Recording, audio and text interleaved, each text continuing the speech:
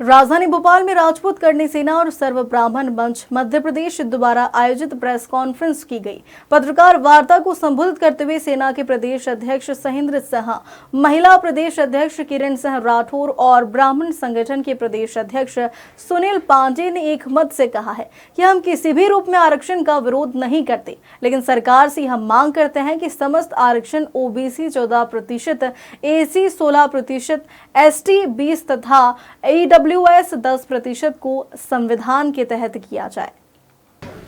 देखिए,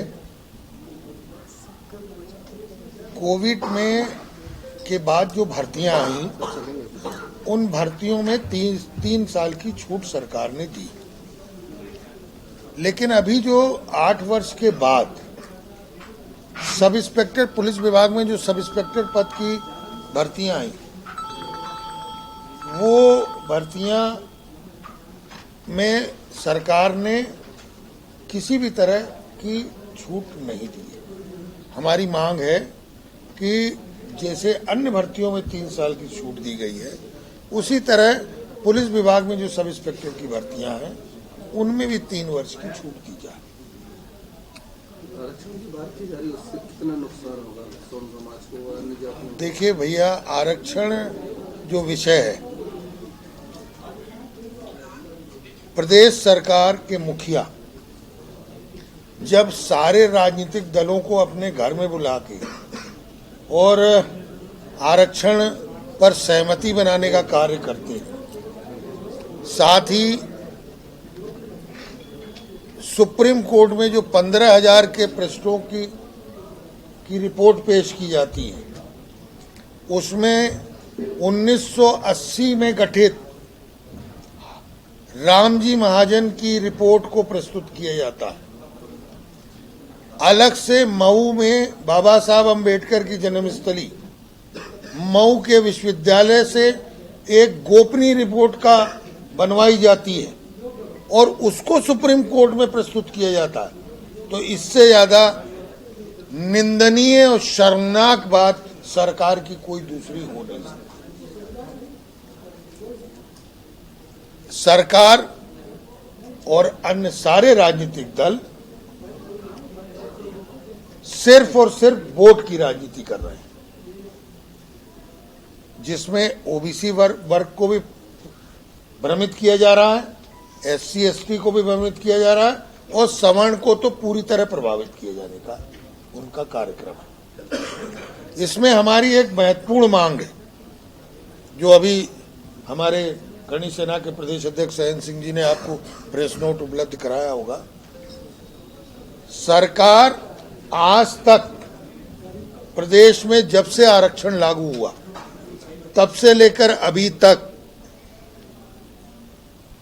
दिए गए सारे आरक्षण देने वालों के नाम, प्राप्त करने वालों, आरक्षण प्राप्त करने वालों के नाम, उनकी जाति, उनके पद के साथ आंकड़े मध्य प्रदेश में सार्वजनिक रूप से जारी करें, जो इस बात को स्पष्ट करेगा कि कितने इन आरक्षणों में कितना लाभ आईएएस, आईपीएस नेताओं के परिवारों ने प्राप्त किया और कितने प्रतिशत आरक्षण सही में गरीबों को प्राप्त हुआ। तो हमारी ये मांग है कि सरकार आप आंकड़े जारी करें, ताकि प्रदेश की जनता को इस सच्चाई की जानकारी मिले कि आखिर में आरक्षण प्राप्त करने में कितने प्रतिशत कौन है। तभी हम कहते हैं कि संविधान के आर्टिकल 15(6), 16(6) के अंतर्गत सभी आरक्षणों को लाया जाए, जो आर्थिक पिछड़ेपन के आधार पर लागू है, और उसी के अंतर्गत ईडब्ल्यूएस वालों को आरक्षण मिला है।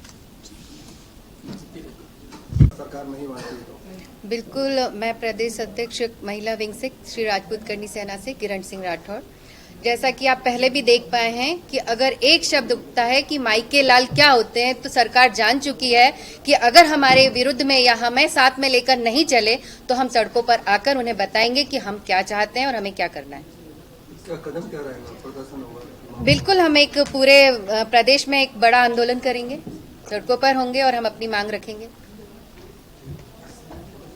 आज हम लोग जो यहाँ एकत्रित हुए हैं, यहाँ पर सर्व ब्राह्मण संगठन से हमारे सुनील दादा भी उपस्थित हैं और बहुत सारे हमारे सभी ब्राह्मण समाज से भाई उपस्थित हैं, मेरे बड़े भाई उपस्थित हैं।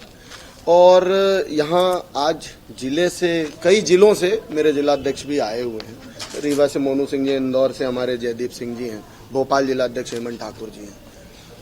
आज जो ये पत्रकार वार्ता रखी गई है, ये रखी गई है 10 तारीख को सुप्रीम कोर्ट में हम लोग का केस चल रहा है, जिसमें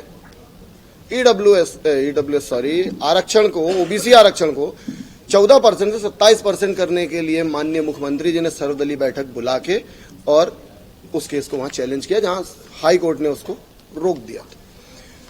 अभी जिस चीज को लेके, मतलब आज संविधान के विरुद्ध जाने की कोशिश कर रहे हैं ये लोग, ये क्या चाह रहे हैं कि हर चीज में आप आरक्षण ला दो और अपनी राजनीति बैठाए रखो। सर्वदलीय बैठक इसलिए हो गई कि कुछ तो ऑलरेडी सत्ता में है और कुछ को सत्ता में आनी है, तो अपोज कर नहीं सकते, इसलिए सब साथ बैठ गए। क्या भारत देश को जातियों में बांटना चाहिए इन लोगों को? आप आर्थिक आधार पे करो ना। श्रवण में गरीब नहीं है, श्रवण में 17-18 जातियां आती हैं, क्या उनमें गरीब नहीं आते?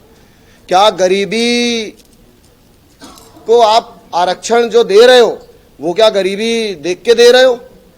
जो नीडी हैं, जिनको जरूरतमंद हैं, जिनके घर में एक वक्त के खाने को नहीं है, उनको दो ना आप आरक्षण। उस परिवार का भला करो ना। आप क्यों इस तरीके से चीजें कर रहे हैं? आप क्यों इस रूपरेखा में हमारे भारत देश को ले जाके और जातियों में बांट के अपना वोट बैंक बनाने का काम कर रहे हो? आप भटकिए मत। मैं फिर कह रहा हूं, आप लोग के चैनल के माध्यम से सरकार को चेतावनी दे रहा हूं, भटकिए मत। हमारे देश को जातियों में मत बांटिए, देश को सीधा सीधा चलने दीजिए, आर्थिक आधार पे आरक्षण करिए, जिससे हमारे देश का भला हो सके। हमारे देश के उन वर्गों का, वर्ग क्या, जातियां क्या, गरीब का भला हो सके, ऐसी परिस्थितियां ला दो साहब। राजनीति के चक्कर में चीजों को खराब करने की कोशिश मत करो।